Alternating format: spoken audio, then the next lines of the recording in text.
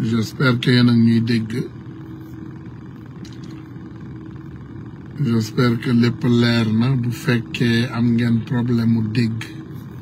wala am problème mu leer mën ngeen ñu def signe pour ñu mën a rectifier waat xarala yi voilà ndax yéen a ngi ñuy dégg yéen a ngi ñuy dégg bu baax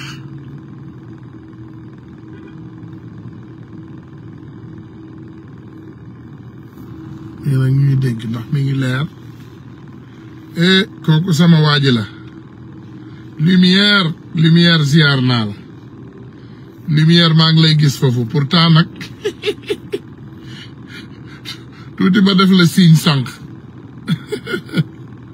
voilà donc gars yi maa ngi leen di ziare ndax yéen ak ñuy dégg bu baax faites signe si vous nous entendez def leen ñu signe voilà bu dee yéen ak ñuy dégg def leen ñu signe pour ñu dégg bu baax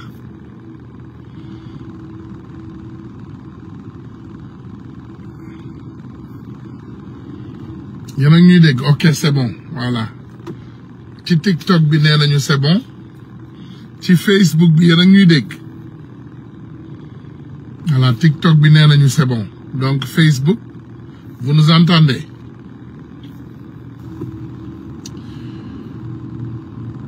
voilà tey nag xam naa dañoo xaw a matinal tuuti ci yéen ci ñun c'est lundi ñu ngi waaj a xëy si waaye bëggoon am ak yéen waxtaan ndax je pense que c'était un week-end un peu chargé am nañu fi ay événements am nañ ci aussi également ay dëj benn frère vraiment très triste une situation vraiment précaire comme ni ma koy waxee toujours nattu bàyyiwul dal suñu kaw ba léegi parce qu'on a perdu un jeune boo xam ne ci frontière bi la jaar aussi mu dem ci dëkk bu ñuy ne Columbus Ohio presque une semaine daanaka dem jëli deewam parce que comme il y avait les situations ici beaucoup de jeunes ont choisi d'aller dans les autres villes waaye moom it fa la ko dog fekk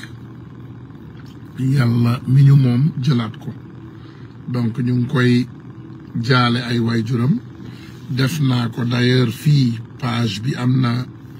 li nga xam ne moom mooy GoFundMe ñoom ñoo ko créé la famille du jeune du défunt ñoom ñoo ko créé pour vraiment ñu jàppale ko waaye boo gisee ma jël temps bi ñëw waxtaan ak sama xaritu sénégalais yi c'est toujours important quand les situations se présentent ñu ñëw ñu waxtaan ak sénégalais yi pour ñu xam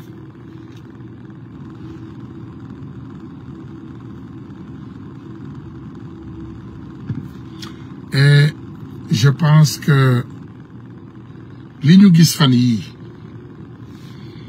ci TFM adduna bi yëpp a koy naqar waaye li may wax toujours la ki lay saaga ndey ki saaga sa ndey di saaga sa baay j'en suis sûr et certain que kooku doo dem toog ci kanamam di def ak moom ay émission j'en suis sûr donc loolu tax na ba vraiment on a eu des difficultés à comprendre quel était le motif d'aller s'asseoir à la TFM, quelle que soit l'urgence nag laa wax ak lu mu mën ak lu mën a xew bu dee dañu ne sa xarale àdduna bi yépp dañoo freiné TFM rek moo des je ne voyais pas l'urgence l'occasion xawma alibi bi gisuma dara lu waral nit war a mën a dem toogi TFM nga dem jàkkaarloo ak nit soi-disant yow yaa xam nit kooku ba nga ne c'est quelqu'un qui a falsifié un diplôme yow yéen ñu ngi leen di catégoriser ci ay docteur ak ay master ak ay xam je ne sais quoi ngeen mën a toog ak nit ñooñu di débattre ak ñoom ba ñuy manquer respect le président Ousmane Sonko d'une manière extraordinaire parce que nag gis nga nit rek la yàlla ci boppam wax nañu ko ci alxuraanam bi nee na nit da ngay bëggal sa morom li nga bëggal sa bopp te ñun ñëpp xam nañu kenn ku nekk ci ñun tey xam nga li nga bëggal sa bopp donc li nga bëggal sa bopp loolu nga war a bëggal sa morom mënumaa comprendre ñu toog di dégg baal leen ma amul benn dama leen ne maa leen koy waxati de amul benn actualité ci Sénégal ci 3 jours yi passé bu raw li ngeen may TFM amul benn actualité bu ko raw et nous tous on s'est assis ici on a dit qu'on va boycotter la TFM ndeysaan Xalaat TV laa déglu benn extrait mu metti ma trop gis nga nag combat bi comme dans tout combat nag il faut nous comprendre comme dans tout combat du monde il y aura ces personnes dans ce combat yoo xam ne ils ont tout donné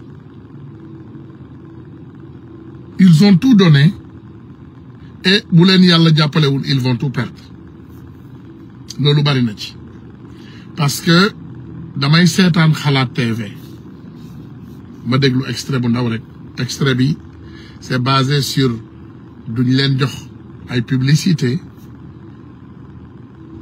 bu ñu invité sax nit ñi duñu dem toog ak ñoom imaginez Xalaat TV est-ce que vous savez le rôle de Xalaat TV dans ce combat est-ce que xam ngeen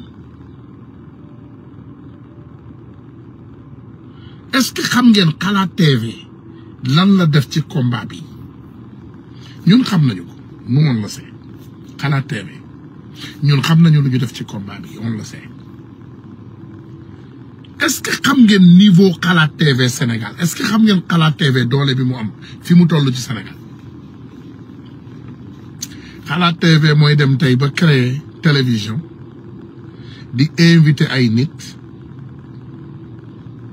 duñu nangu dem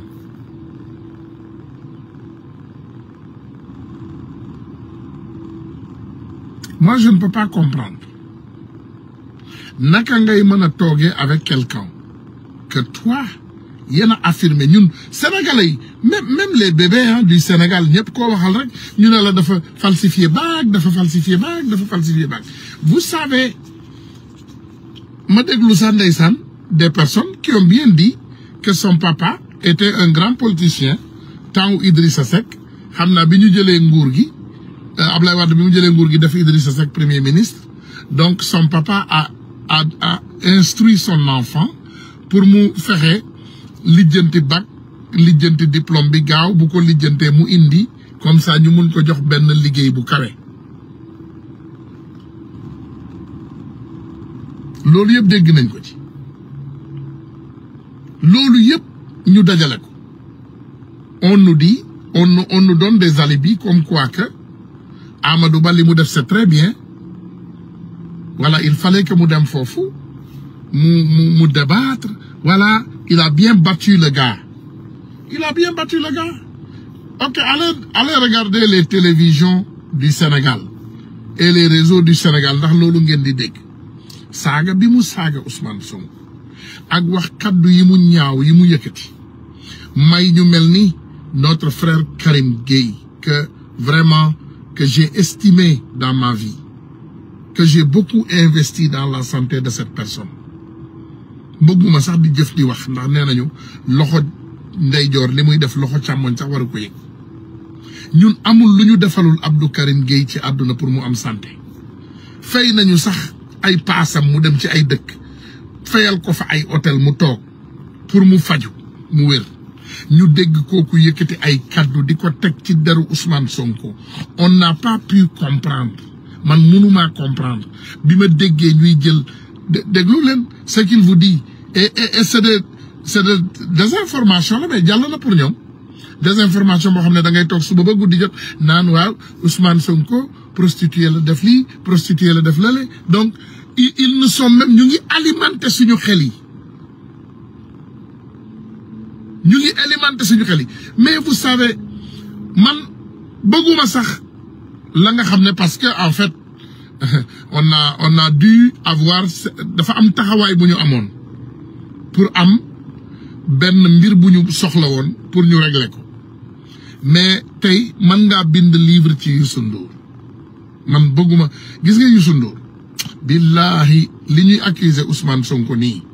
ci ay caaxaan boo jëloon feuille duma fa yegg je vais laisser passer parce que comme ni ma leen ko waxee je ne vais pas me battre donner tous les pouvoirs à quelqu'un man ngeen baal ma ndax wax dafa laaj dégg-dégg duma xeex ma jël pouvoir yëpp teg ko ci loxo nit jox ko ay fetal ba pare man ma jël ay xeer ne damay protéger nit kooku man ay xeer laa yor ma ne damay protéger ki yor fetal yi yor bombe yi yor avion yi duma ko def je ne le ferai pas en aucun cas duma dellu ginnaaw en aucun cas man duma dellu ginnaaw ne damay génn damay protéger kii wala damay protéger kële par contre dama leen di laaj comptabilité laa leen di laaj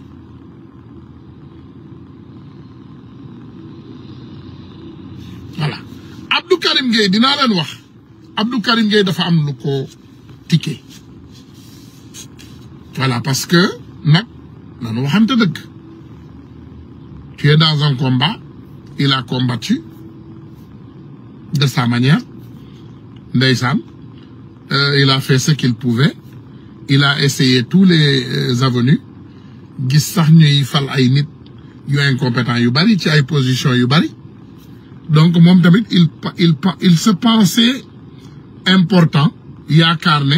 dañ ko war a fal ci dara donc moom loolu moom mooy problème am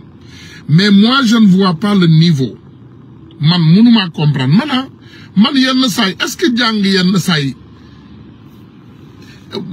pouvez-vous faire la différence entre les études et la connaissance maanaam xam-xam ak jàng xam nga jàng baax na mais est-ce que jàng en fait xam-xam la parfois nit jàng na ba tàyyi te amul xam-xam parce que man mënuma comprendre man je ne peux pas comprendre nga dem toog TFM une fois ñu manipuler ñu massacrer ñu wax lu ñaaw parce que c'est pas la première fois xam nga man première fois deuxième fois je tolère loolu la ñu wax mais troisième fois da ngay xam ne lii moom yëfuma tey la à 180%. Moi je ne peux pas comprendre te ça me fait mal dinaa gis sama ay xarit yuy défendre Amadou Ba c'est bien mais il faut aussi ngeen jéem a équilibrer seeni ay défense léegi si tu défends Amadou Ba tu n'as pas défendu Ousmane Sonko loolu xam ko ku défendre Amadou Ba rek défendre loo Ousmane Sonko ci cas bi parce que nag mënuloo am sa nit nga ne lu mu def baax na lu mu wax baax na lu xew baax na mais loolu ci ban prix la xewee Ousmane Sonko la ñuy wax fii on parle de Ousmane Sonko c'est le symbole hein c'est le symbole Ousmane Sonko on ne parle pas de sa personne nitu Ousmane Sonko bi intéressé wu ma mais dama ne symbole Ousmane Sonko bi moo ma intéresse mooy on a pris Ousmane Sonko ñun ñëpp ñu jiital ko ñu jiital Ousmane Sonko ne kii mooy projet bi cette personne est le projet parce que c'est le prototype parfait qu'on a besoin qui peut gérer ce projet xam nga man je vous dis ça encore une fois nee naa leen man je ne suis pas un membre de PASTEF moi je suis un sympathisant de PASTEF sympathisant là man je suis un sympathisant maanaam sama carte PASTEF moomu ko wax naa leen ko te bu kenn am mbetteel bu yoon bi continuer ni mu continuer nii y aura des changements y aura des sanctions parce que man xam naa ne 2029 ku fi sàggan ba Ousmane Sonko nekkul candidat bëgguma dégg Sonko mooy jàngaro Sonko mooy diw Sonko mooy kële bëgguma koo dégg man Ousmane Sonko laa gëm ak projet bi un point barre te loolu bu passé awma beneen maanaam xalaat ci projet bi ndax xam naa leen ñu bari ay tappalekat laa xam ay njuuj njaajkat ay nit yu bëgg a nguuru ay nit yu fi nekkal seen bopp ay fenkat ay manipulateur te dinaa ci yegg ndax man mii fenal nañ ma fenal ma ci président loolu yëpp dinaa ci yegg ay ministre fenal nañ ma ay député fenal nañ ma yooyu yëpp dinaa ci yegg tey dinaa leen wax man tey ne waxoon naa leen ko nee naa leen saa bu ma amee jot bu ma ñëwee dinaa lakk daay bi je vous ai dit mais dama leen ne quelqu'un comme Amadou Ba qu'est-ce qu'il va foutre à la TFM lan lay dem toogi TFM di wax ba ñuy jël tuuma yooyu jël ay kàddoom soppi ko yàgg nañoo soppi ay kàddu jël ay kàddoom soppi ko ne Amadou Ba moom moo confirmé ne que le président Ousmane Sonko prostitué la fay la embauché ñu ne Amadou Ba moo wax loolu te ñun ñëpp dégg nañu ay waxu Amadou Ba donte peut-être comme ni ma la ko waxee ku amul niveau munul xam nga boo bëggee jël kaddu philosophe nga yóbbu ko jardin d'enfant nga bëgg a jàngale philosophie jardin d'enfant yow ci sa bopp yaa bëgg a indi problème parce que xale yooyu seen cerveau mi ngi soog a développé léegi nga bëgg leen jàngal ay philosophie yow yaa bëgg a jàng yaa bëgg a kii ñooñu ay couleur nga leen war a jàngal ak ay alphabet ak ay calcul ak yooyu pour seen cerveau yi développé mais boo leen bëggee jàngal philosophie da nga bëgg a encombrer seeni cerveau Amadou Ba dem toogi ci kanamu benn groupe bu xamul dara du ay borom xam-xam Bouba Ndour xam nga ñun ñëpp xam nañu ko Bouba Ndour mënul tekki dara sans Youssou Ndour Bouba Ndour s'est toujours caché derrière son frère il a utilisé le nom de son frère il a utilisé les plateaux de son frère il a tout fait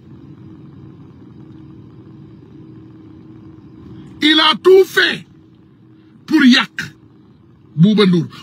a tout fait Bouba Ndour est le plus grand manipulateur des manipulateurs du monde ñu toog di déglu kooku mu ñëw Amadou Ba ñëw mu dénigré ko déjà ne ko boycott bi yéen a boycotté woon yéen a nangam mu wàccee ko ba à zéro c'est foofu la émission bi tase après maintenant on donne la parole à Amadou Ba qu'est-ce que Amadou Ba fait mu ne moom day joxe leçon philosophe voilà xam nga justice tranché na justice nee na mais justice y a pas de justice yéen vous parlez justice Sénégal ngeen di toog et vous parlez de justice y a pas de justice dans ce pays Macky Sall vous avez déjà créé un gouvernement parallèle dinaa leen wax dara tey dama leen koy wax ngeen dégg ko déglu leen ma bu baax Macky Sall a créé un gouvernement parallèle il y a deux gouvernements au Sénégal ñaari gouvernement la am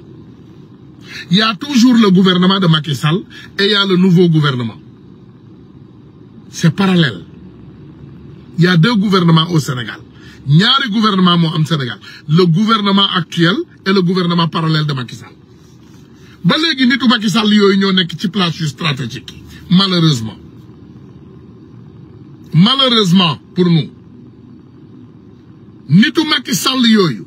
ñoom ñoo nekk dans tous les endroits stratégiques de notre pays et même dans l'extérieur fan yëpp yéen a ngi koy dégg à travers le monde fan yëpp extérieur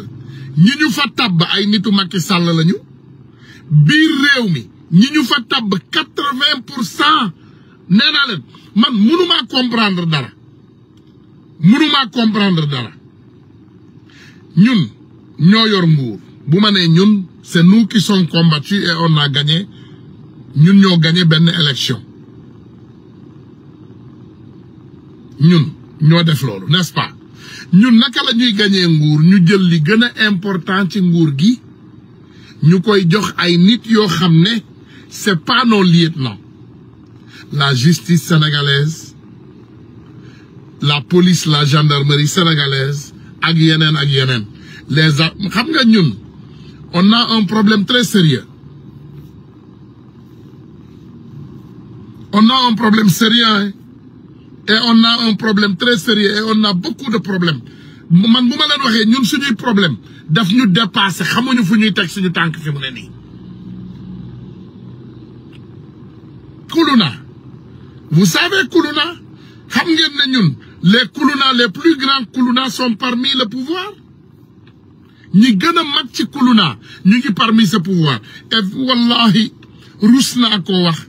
Mais l'histoire a donné raison à quelques-uns de nos amis. Parce qu'à mon moment, ils combattaient certaines personnes. Nous ñoo daan génn di défendre ces personnes. On a vu les conséquences. Nous, on est les premières personnes à subir les conséquences. Ñun la ñuy fenal. Ñun ñooy saagakat yi comme niñ ko waxee. Xam nga Sénégal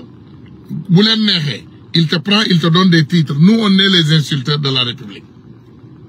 Ñun ñooy ñi tekkiwul dara, c'est nous les déchets. Ñun ñooy déchets. Ñun ñooy déchets wu République bi tey. Les combattants qui ont libéré la République.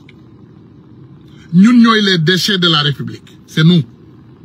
Les grands perdants c'est nous, hein. Ñun yàlla ñu dimbali de. Yàlla ñu dimbali. Sama genre gi yàlla ma dimbali. Tu sais que quelqu'un comme moi je ne peux pas chômer. Nga nekk ci sa dëkk ci ton entreprise.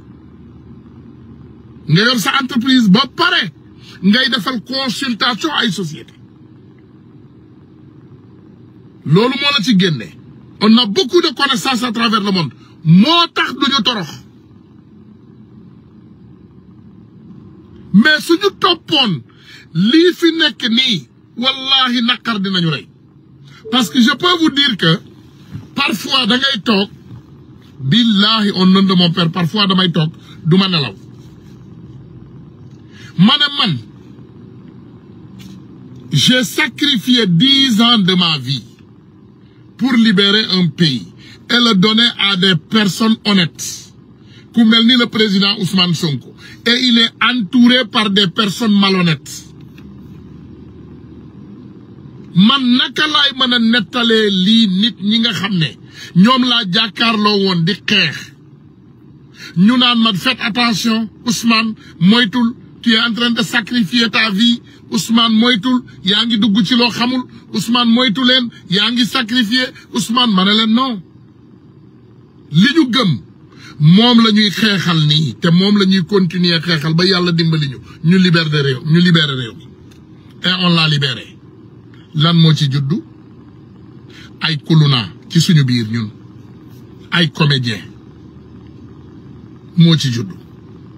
ay jàmbaar yu bees ay waxkat yu bees ay fenkat yu bees ay tappalekat yu bees. Justice bi billahi wallahi tallahi lazim mooy doon malheur bi gën a mag. Et si le président Ousmane Sonko ne fait pas gaffe, justice bi fi ñu jëm ak moom ndox amu fa. Man ñeme naa koo wax parce que man kenn mënaluma dara. Sama rakk yi nekk ci biir réew mi ñoom tey ñemeetuñu sax wax.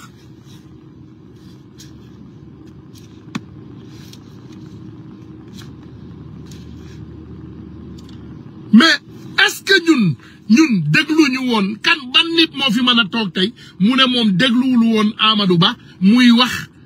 ca TFM? Ban nit a ko dégluwul?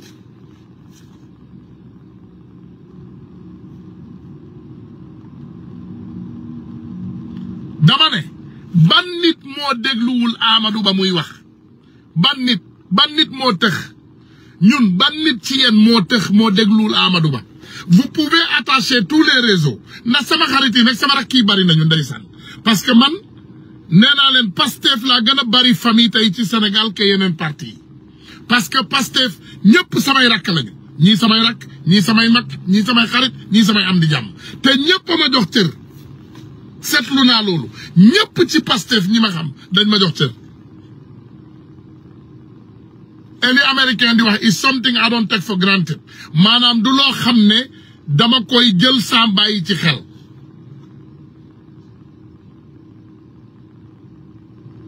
naka la ñu mën a toogee déglu ngeen keroog je vais vous dire une chose vous avez bien écouté le président Diomaye Faye bi jabaram amee doom sa femme a accouché tout le monde entier sait que sa femme a accouché mais journalistes yi ko tudd on les a porté plainte immédiatement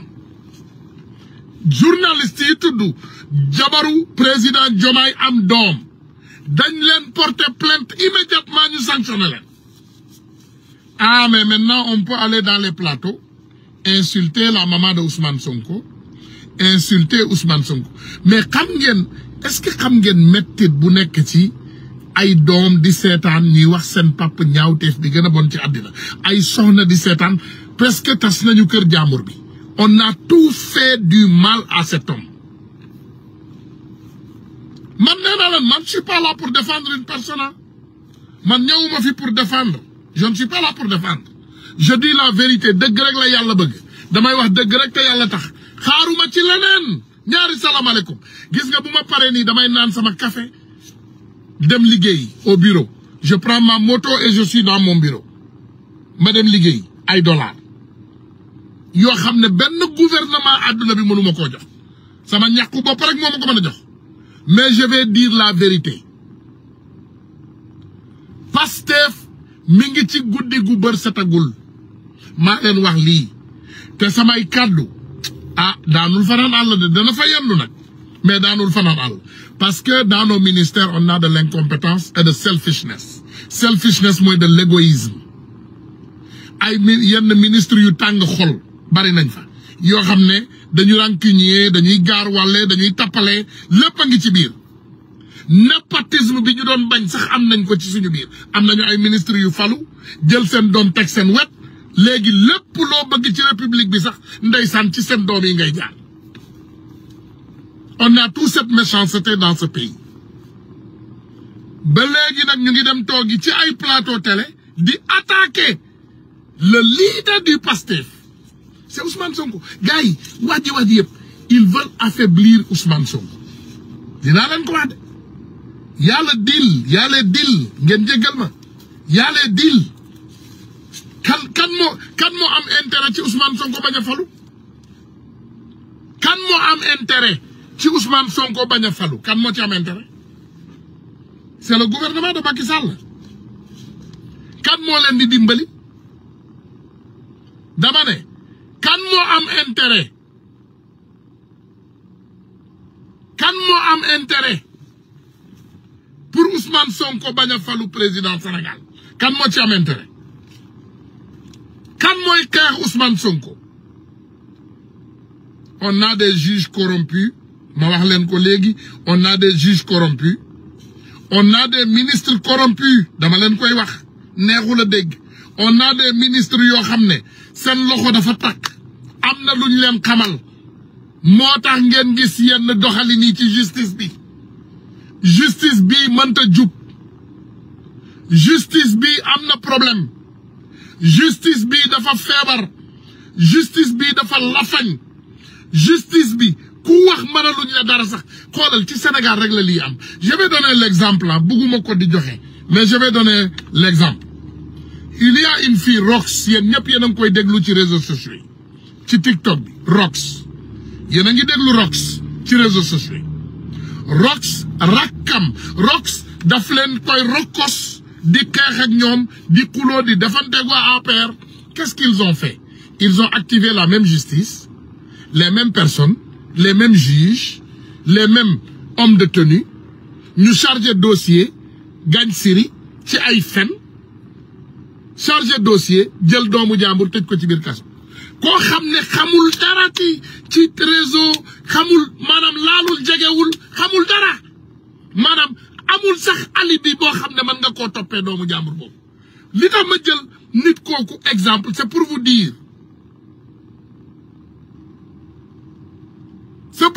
que il y a des exemples ay exemples yoo xam ne mën nga cee teg sa loxo xam nga lu dama laal Rox parce que Rox du ministre Rox nekkul activiste comme ñun boo xam ne dafa xeex ba baat bi rot mënuloo jot ci nit parce que sonal na la parce que sonal na waa APR nga dem jël ko nga jël doomam sœuram nga accusé nga chargé nga jël nga dugal ci kaso kan mooy defar PV yi même les PV sont toujours falsifiés il y a des hommes de tenue ba léegi ñu ngi falsifier ay PV man li ma leen di wax dama ko xam de il y a des hommes de tenue qui chargent toujours les PV de trucs ñu ngi chargé ay PV ci ay hommes de tenue léegi nii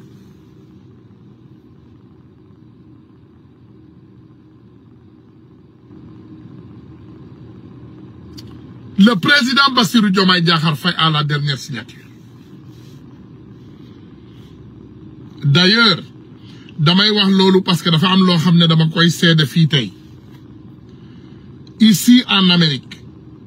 pour yeen ñi bëgg xam, une grande surprise. Ah, une grande surprise, n'est-ce pas?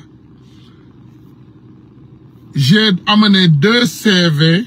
chez madame la ministre des Affaires étrangères. CV ou Ibrahima Dramé, le coordinateur de PASTEF USA, un docteur. CV ou Pape Diédhiou, membre fondateur. Et je pense que bu ma juumul moom mooy coordinateur PASTEF non nekkatul coordinateur léegi Laurent suñu frère kii waay y a un autre coordinateur turam bi moo génn dina ñëw moom mooy coordinateur DMV. ñooñu yóbbu nañu seeni ay CV jox leen madame la ministre pour lan pour ñu fexe consulat bii nekk fii Amérique ñu jox ko ab patriote on a donné des CV des patriotes les patriotes ñun ay patriotes joxe nañu ay CV madame la ministre lan la madame la ministre dem def madame la ministre est allée nous amener quelqu'un que Macky Sall avait amené à la mission permanente. Lolu mo am, c'est ça la vérité. Donc bu mu leen bett ngeen continuer gis ñuy combattre ay nit yo xamne tek nañ leen ci diaspora bi. Ne soyez pas surpris, hein? On va continuer à combattre parce que yeen fiñ leen bëgg nelawlo moy il continue toujours Ousmane Tounkara dafa bëgg li parce qu'il veut me faire taire. Man dañ ma bëgg noppilo. Bo waxé rek Ousmane Tounkara dafa bëgg li ñu xex ko Ousmane Tounkara dafa bëgg li ñu sosal ko j'en suis sûr que dem nañu ci président sosal nañ ma dem nañu ci PM sosal nañ ma j'en suis sûr que sosal nañ ma fépp parce que dañoo bëgg ma noppi je ne les arrange pas parce que xam nañu sama kàddu lu muy peser xam nañu ne man suma waxé le pays tremble ils le savent madame la rancunière ministre notre maman spéciale bo xamne ndeysaan xol bi mom dafa tang xol suñu ministre des affaires étrangères dafa tang xol day mer mom boko waxe lu ko arrangé wul daf lay méré da fay mer xol bi tang kulona ak ñep ministère ba ñep kulona ak ñom di galancor suñu ay diplomate yo xamne ay patriotes lañu et cela doit cesser lolu dafa wara arrêter. Il faut que cela s'arrête, maman. Il faut que ngeen comprendre ne réew pour mu dox il faut nga jël say responsabilité réew manul dox ci tapalé xam nga yow par exemple dara gënul neex nous on a une maman qu'on a montré au monde ñun ñu jël la ñu brandir la ba aduna yëpp nangu on vous brandit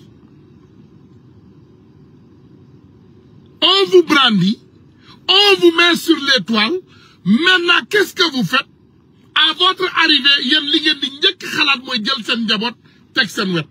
raxas ba mu set doomu jaamur yi nekkon ci terrain bi nak mama di xex suba guddi ngoon ñoñu anañu ils sont où est nos coordinateurs où est nos partenaires qui ont combattu? Vous voyez que ce problème est profond. Ce problème a dépassé le problème d'une personne. Li dafa dépasser problème une personne.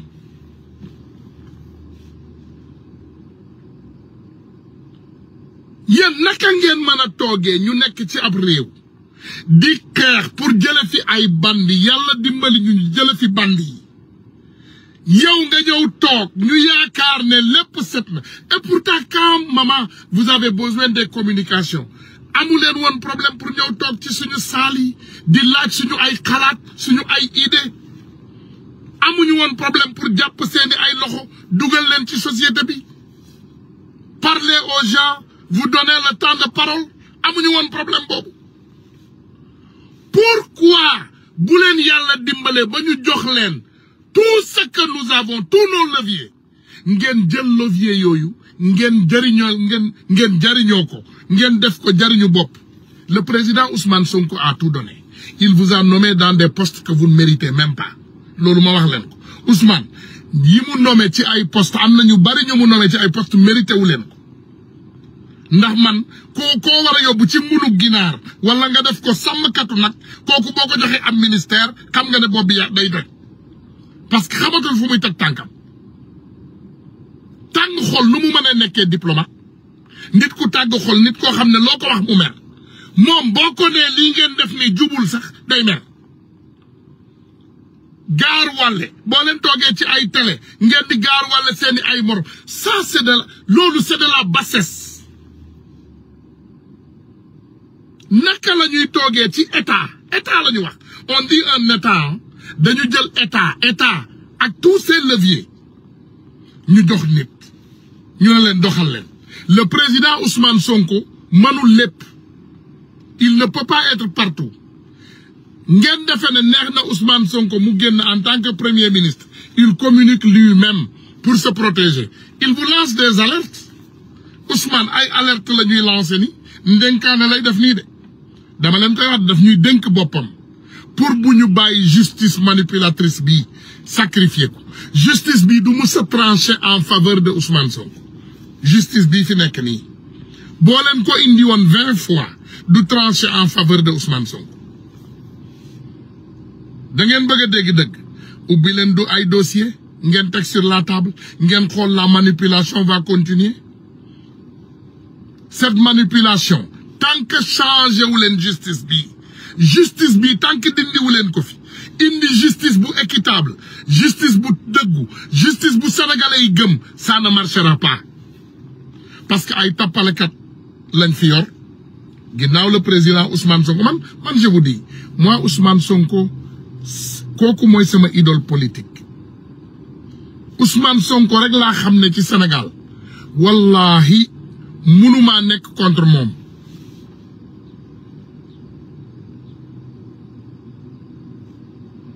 lii mooy dëgg man amul benn instant boo xam ne mën naa dem contre Ousmane Sonko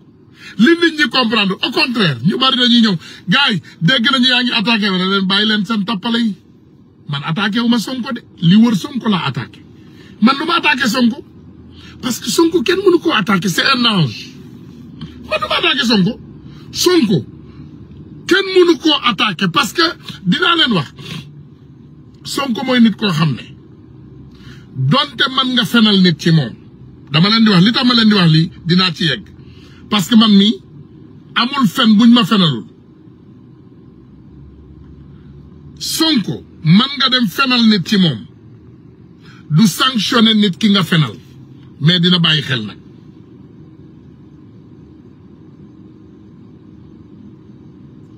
dama ne Sonko man nga dem fenal nit ci moom ndax man xam naa leen man mii bis bu ne ngeen dem duulal ma man duul boo leen ma duulalul ci Sonko amut je sais tout nag xam naa lépp bu ma leen ne xam naa lépp suñu député de la diaspora li may waxal xam naa ko suñu ministre li may waxal xam naa ko ñeneen ak ñeneen liñ may waxal xam naa li ma nit waxal lu ma nit fenal xam naa ko maa ne tekk rek di leen déglu di leen bàyyi ci biir mel ni xaw ma lu géej gi ndegem man informé wu naa ci gouvernement Macky Sall ngeen defee ne gouvernement Ousmane Sonko bi dina am lu ma ci umpale xam naa lépp je connais tout je vous ignore parce que dama amul jot damay liggéey xam nga booy liggéey amuloo jot damay liggéey awma jot déedéet su ma amee jot dinaa waxtaan ak yéen damay liggéey amuma jot j'ai pas le temps mais bëgguma manipulation li ngeen bëgg a gëmloo àddina su nit waxee dëgg ci yéen ngeen ne Ousmane Sonko la attaqué déedéet on n'attaquera pas Ousmane Sonko mais nag dinañu wax dëgg la yàlla bëgg xam ngeen àdduna bii ñun am na lu ñu xam ne xam nga man maay ànd ak nit ñu bokkal la dara nga dugal sa poche ma def semblant que je ne t'ai pas vu waxu mag laa wax de damay ànd ak nit ñu bokkal la dara nga jël dugal sa poche ma mel ni gisuma la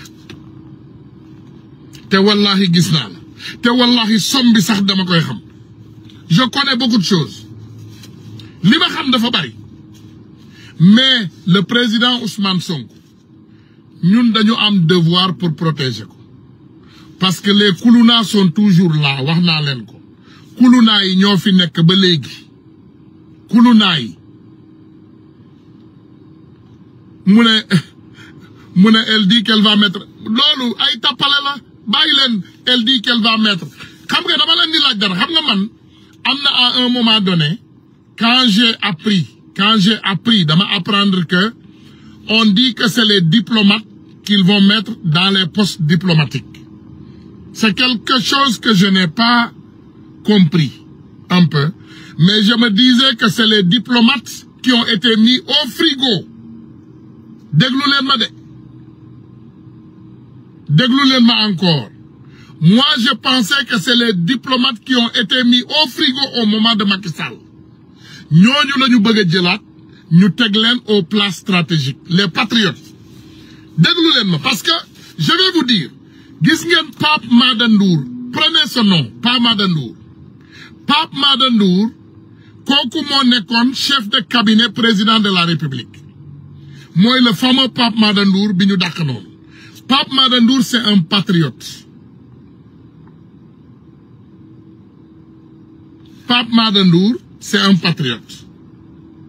kooku saa bu ñu doon xeex ici aux États-Unis il était présent donte statut diplomatique am mayu ko woon mu nekk ci yenn combat yi mais il était toujours à côté et il nous signalait qu'il était là que je suis de tout cœur avec vous et je suis présent ma statut diplomatique ne me permet pas de faire certaines choses et on l'accepte Pape Mada Ndour mais laaj leen Mama Yacine Fall ne leen ko les personnes dont tu as choisi patriote la wala duñu patriote loolu rek laa laaj leen ko ne leen ko d'accord diplomate ou pas ñi nga tànn c'est des patriotes wala duñu ay patriotes loolu rek laa bëgg a laaj parce que nous on s'est battu pour élire des patriotes waxuma des partisans de Ousmane Sonko rek nit mën naa bañ a nekk waa Pastef nit mën naa bañ a nekk waa Pastef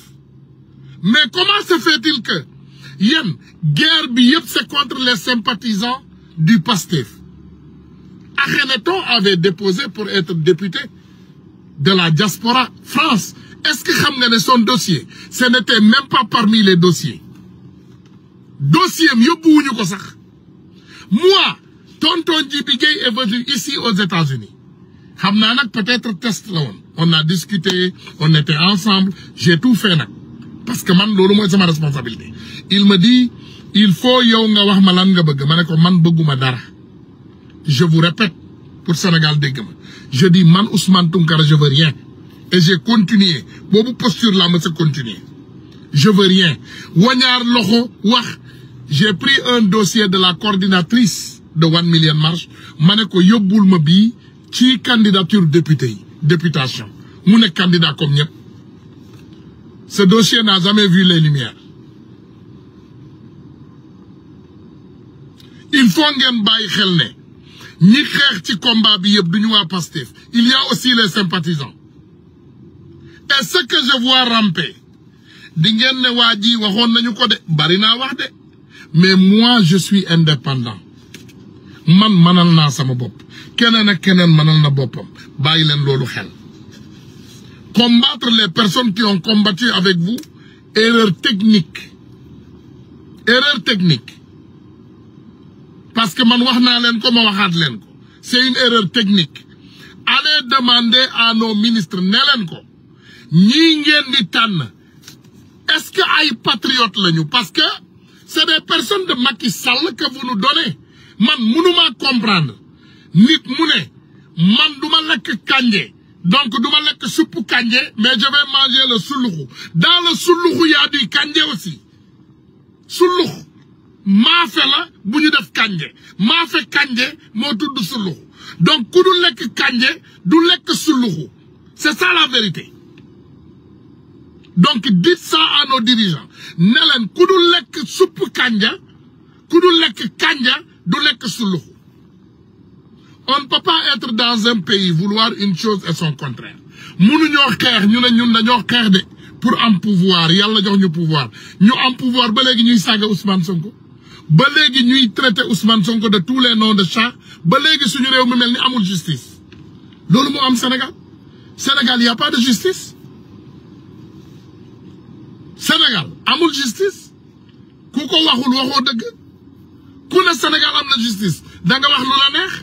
li la arrangé nga wax ku ne Sénégal am na justice li la arrangé nga wax. Maintenant ce que j'ai vu dans notre combat, les combattants sont en train d'être combattus. Combattants yi la ñuy xeexal léegi les combattants dama leen di dénk lii du dénkaane man am naa doole pour défendre sama bopp mais dama leen di yëgal ne yéen lay waxal ils sont en train de combattre les combattants qui ont combattu loolu dama bëgg ngeen xam ko ñu ngi combattre combattants yi dama bëgg ngeen xam ko de c'est pas l'APR qui nous combattant c'est nous-mêmes dans nous. C'est les combattants qui ont été, ñu ngi essayé de combattre combattants yi te loolu du jur jàmm.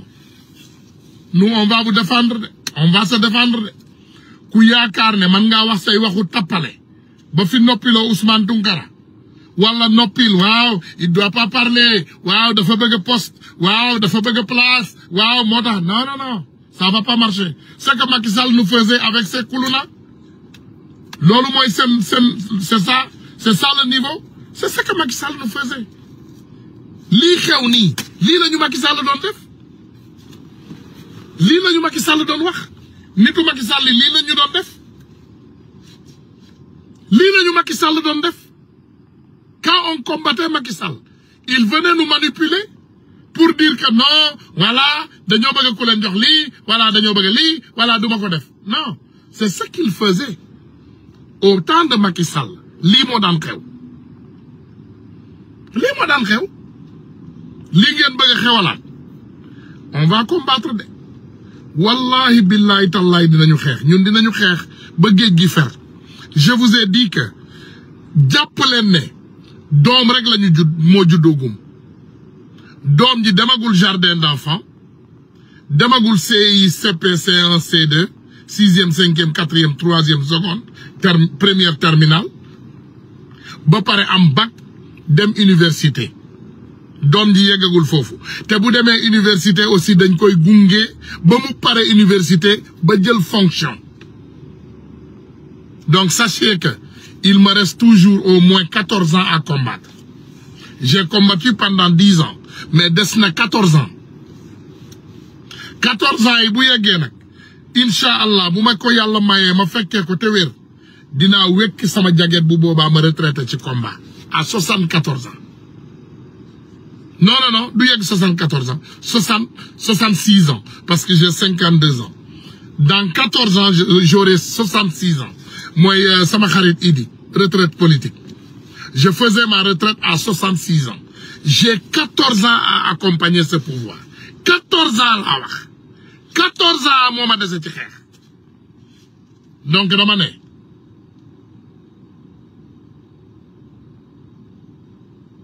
mu ne quel est le lien entre le ministre Diagne et l'imam de la grande mosquée? En tout cas, je peux vous dire quelque chose. Man lii dinaa leen ko wax te neexuma. Quand le président Ousmane Sonko a élu, quand ils ont choisi le ministre de la Justice Ousmane Diagne, j'ai reçu des appels qui n'ont pas été favorables, qui m'ont dit que yéen a ngi def erreur bu catastrophique. Nit du jël nguur ba pare nga jël sa justice di ko dénk quelqu'un qui n'est pas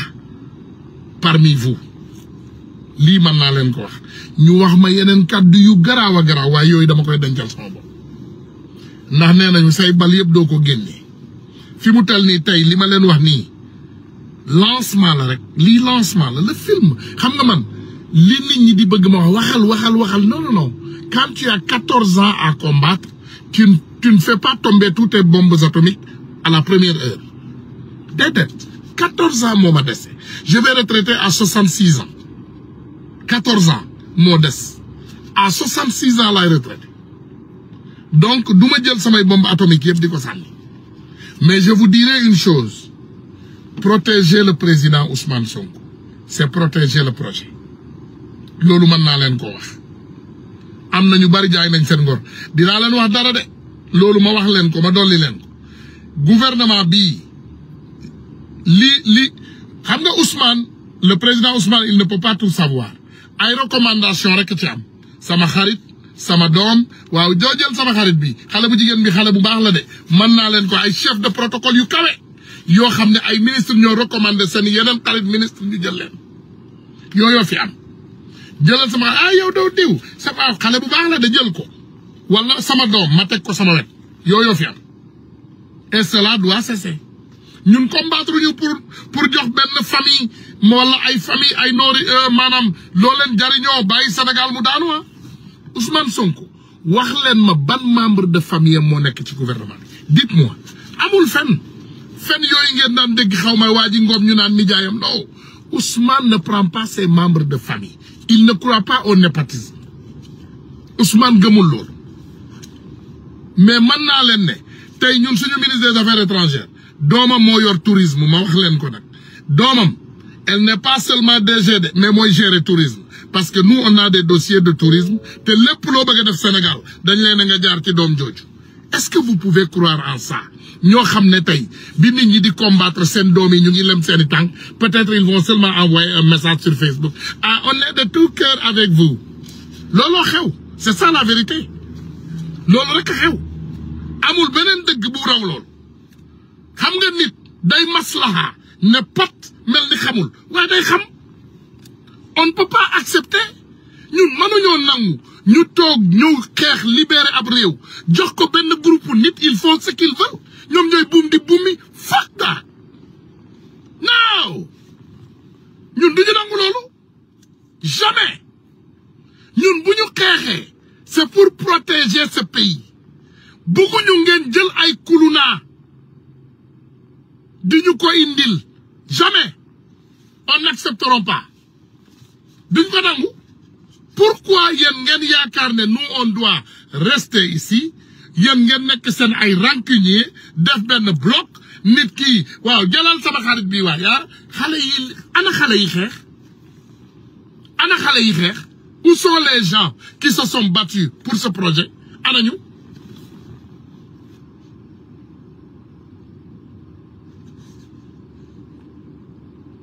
mais loolu mooy dëgg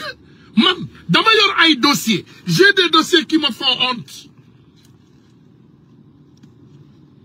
man dama yor ay dossiers yu may rusloo j'ai des dossiers qui me font honte bu ma yoree dossiers yi bu ma ko xool damay rus mais comme man sama ngor man nag dafa am lu ma di wuteeg nit ñi man lu ma gëm dara tey bu subaa dootuma ko gëm non je ne suis pas comme ça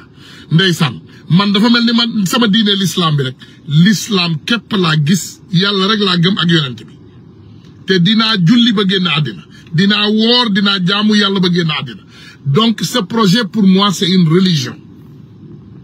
projet bii laa gëm te projet bii laay xeex ba génn àddina lenn nag moo dul am man ngeen gaar wàlle bu leen neexee ndax man am naa fit la plupart góor yi may wax ak man tappalekat yi dañuy gaar wàlle man nañoo gaar wàlle duñ ma tudd parce que man duma ñeexu ñebbe kenn duñ ma tudd de man ngeen dégg ay nit yu lay gaar wàlle rek duñ la tudd bu ñu waxee di wax seeni waxi tappale waaye dafa bëgg ku ko fal il faut savoir que je vous ai dit l'autre jour dafa am ay dialecte li ñuy ne dialecte par exemple man dégg naa bambara soose xam nga loolu bambara ak soose c'est presque près mais du benn comme pël par exemple tu as trois am nga li ñuy tuddee pëlu fuladu muy fulakunda am pël fuuta muy pëlu Guinée am tukkuleer muy tooroodo dégg naa ñett yooyu so cela te donne 5 tey boo demee ci langue internationale par exemple je peux m'exprimer clairement en français anglais espagnol sans problème dégg ko man koo wax mën a wax sa soxla fàtteel wolof ndax moom lay làkk ni saraxole fàtteel ak yeneen ci arab jàng ba pare mën naa koo dégg naa lépp looy wax ci arab dégg naa ko peut-être ma am tuuti manque d'exprimer wu pour wax ci ba mu fluent mënuma mais dégg naa ko lépp loo ma ci wax dégg naa ko ak yeneen mën naa la limal au moins 17 langues yoo xam ne dégg naa ko moi je suis pas un con man du ma nag man am na rek man du ma nag xam nga ne ci dëkk bii par exemple Amérique bii ma ne nii chaque jour que Dieu fait dañ may solliciter ay liggéey au nom du créateur ay liggéeyukaay ñoo may saraxu man pour ma ñëw liggéeyal leen moi je chôme pas donc bëgguma tappalekat yi boo leen di def seeni ay tappale ak seeni ay njuuñ njaaj ngeen ne voilà dafa bëgg ku ko fal ci ab poste man je vous ai dit l'autre jour je vous les expliquer nee naa leen dama bëgg sama mbokk sénégalais yi nag te alhamdulillahi rabbil alamin lii yéen nekkuñu ñun ñëpp ndax sama mbokk yi yenay xeex guddeeg bëccëg waaw grand dañu bëgg nga jël consul parce que lan il se sent que je suis déjà le consul de New York parce que man loolu laa gëm sama liggéey la loolu mais naturel sans pay xaaruma ci dara man xaaruma ku ma fal wala folli man doxuma ci loolu man dama bëgg sama doole bii mu continuer doon sama doole bëgguma ku ma noppiloo je suis indépendant loolu laa gëm man nit ku yambar ñemewu ma man il faut nga nekk guerrier pour ñeme ma man mënumaa def ak yambar man guerrier laa mën a defal parce que man guerrier laa dama am liggéey moi je suis un consultant part time te dama yor sama société rallye logistique full time tey par exemple bu ma yeewoo dinaa am au moins 3-4 bureaux avocats yoo xam ne dañ may saraxu ñu ne ma soo ñëwul àdduna tukki ci ñun parce que avec toutes ces langues que tu parles et vraiment yow xale yi dañ lay déglu boo waxee ak ñoom dinañu jàppale parce que am na lu bari loo xam ne mënuñu koo doxal boo taxawul vous savez que man mes téléphones sont disponibles 24 heures sur 24 bu ñu jàppoon benn sénégalais Amérique ak fuñ ko yóbbu ci police daf may woone ma grand man dégguma lakk bi ñu ngi may laaj lii ak lii c'est moi qui dois maintenant parler entre lui et la police et ci yeneen direction yëpp da ngay gis nit dem sax war a signalu kayit fenn mu woo ma téléphone waaw grand ah man de maa ngi fii waaye kii may waxal déggul lakk vous savez combien de temps cela prend moi je suis moo tax duma nelaw je dors 4 heures de temps wala 3 heures parfois parce que je veux toujours rester alerte pour mes frères et sœurs donc loolu dafa wuute ak kiy jël salaire pour ay frères ak sœurs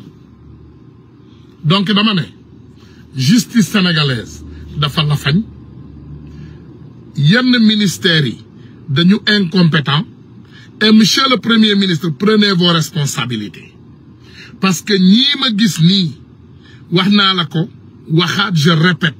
bu la neexee nag ku bari kersa nga ngeen doxee kersa waaye kersa ku ko doxee ci réew mii xamal ne wallahi azim ci poubelle bi nga jëm parce que kersa yorul réew de respect yorul réew de réew fulla ak fayda ak dóor ci kaw table bi boo waree dóor ak dàq nit ñi boo waree dàq ak jël nit ñi boo leen waree jël nga liggéey ci fulla et encore une fois je vous le dirai wax naa leen ko je vais vous le dire gouverner avec ceux qui ont combattu avec vous tàppale yi ñu leen bëgg a dugal ngeen génn ci parce que dama leen koy wax ñu ngi gàllankoor seeni ay nit tey boo demee au ministre des affaires étrangères li fa nekk boo xoolee ñi ñu fal ay patriotes yëpp ñu ngi leen di gàllankoor kenn bàyyiwu leen ñu fireeku réew mi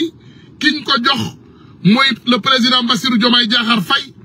na xool nu mu jëlaatee ay responsabilités jubal justice bi parce que cette justice n'est pas une justice lii du ab justice man ñeme naa ko wax te mënaluñ ma dara parce que nag réew mi ku wax ñu jàpp la man kenn mënalu ma dara loolu il faut ngeen xam ko man il faut ngeen xam ne je vais me battre et je vais continuer à me battre jusqu'à libérer ce pays kenn du ma noppiloo ku mu neex jëlal sa téléphone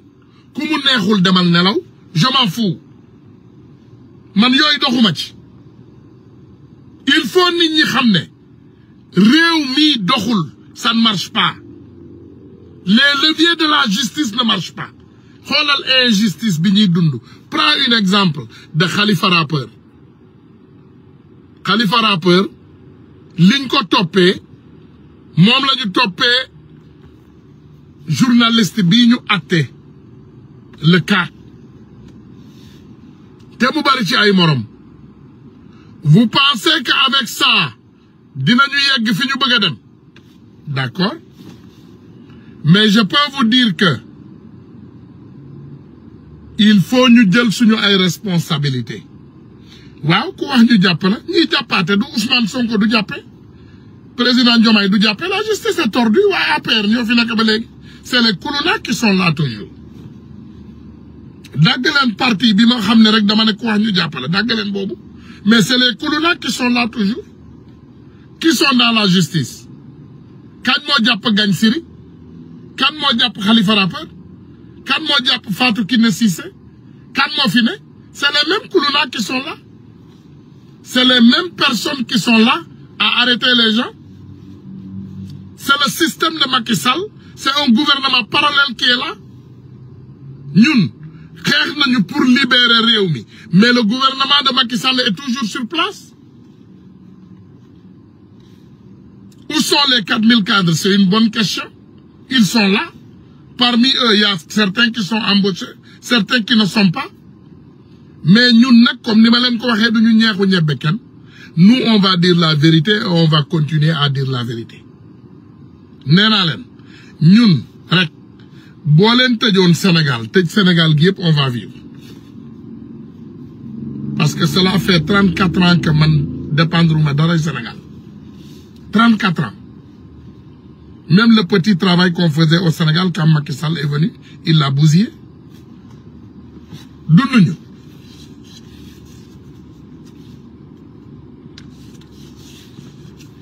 Vous êtes là avec ce même système.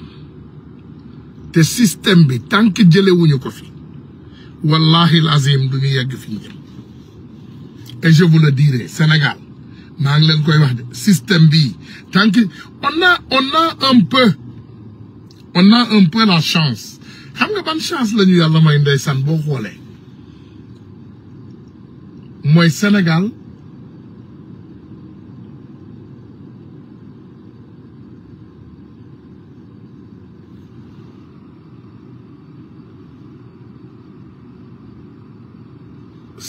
boo xoolee tey bu ñu xoolee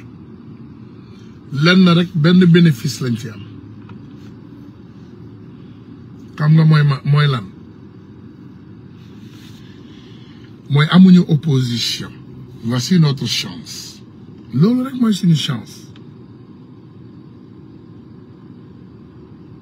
Benn chance la ñu am.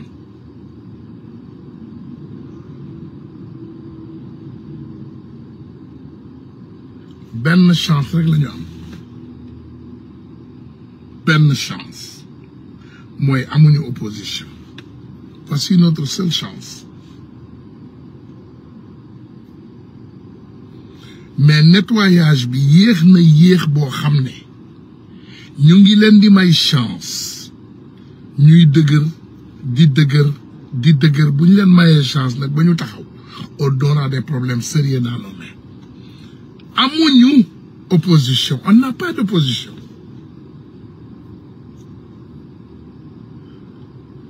On n'a pas d'opposition. Loolu rek mooy suñu mooy yàlla ndeysaan yàlla nag daf ñu bëgg. Réew mi li muy metti yëpp on n'a pas d'opposition. Déedéet on n'a pas d'opposition. Loolu rek moo tax ñu dund ba léegi. Mais si on avait une véritable opposition, si il y avait une autre opposition comme l'avait fait le président Ousmane Sonko, problème day am.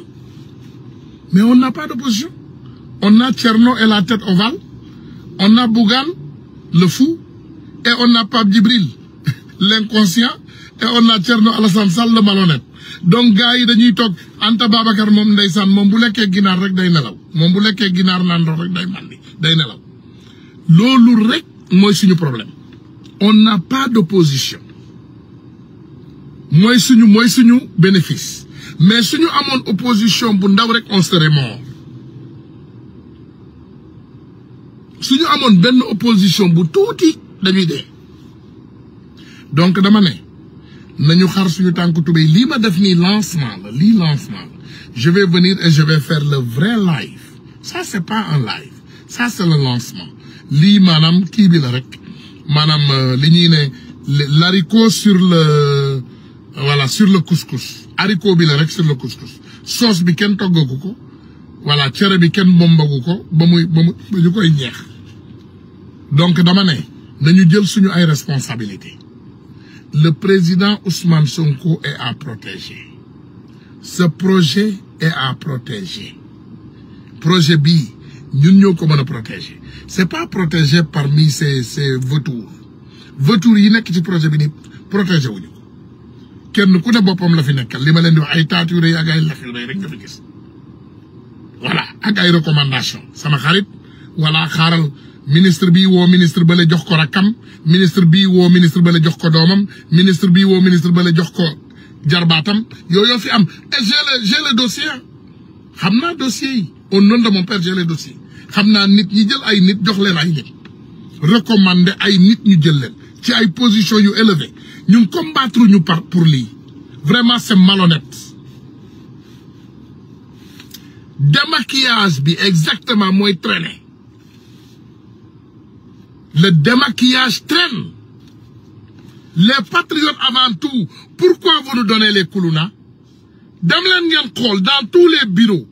Chef de protocole yi, voilà les tchuku ñom ñep ay koulouna lañu. Allez voir dans les bureaux, à l'extérieur comme à l'intérieur. Légui quand ils ont voulu nous faire taire, ils ont choisi quelques patriotes, ils les ont nommés soi-disant adjoints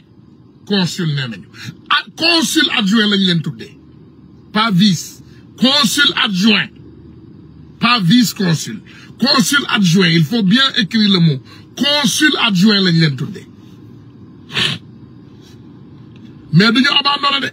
ni ñu doon combattre démb noonu la ñuy combattre tey. Sachez que ça ne fait que commencer. Kenn duñu noppiloo ku mu neex wax lu ko neex dagg leen vidéo yi dugal leen dem leen defi seeni ay tappale ne voilà dafa bëgg lii dafa bëgg lale. Donc après ça vous allez nous dire si Ousmane Sonko dafa bëgg poste parce que c'est ce que vous faites. Su nit waxee rek ñu ne dafa bëgg poste su nit waxul ñu ne waxul. Voilà, il faut continuer ces débats. Ces débats de bas étage. Bu nit waxee au lieu ngeen ñëw wax ko laaj ko lan moo xew.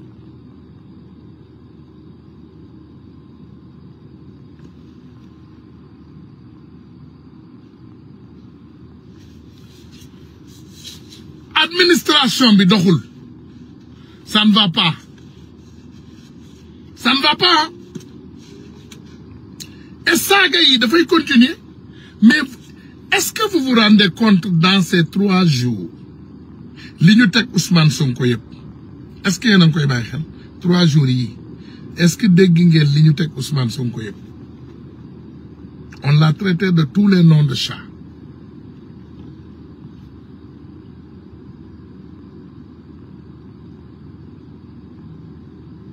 Thank you, boss. Thank you. Est-ce que Deglungen, dans ces 2 jours, 3 jours, l'Ignotek Ousmane Sonko, ay nit takku, xar sen tanku toubey, nous à tout prix on va attaquer. Et préparez-vous, hein, comme nous l'avons dit, ay rancunier, parce que xamna len ay tang xol.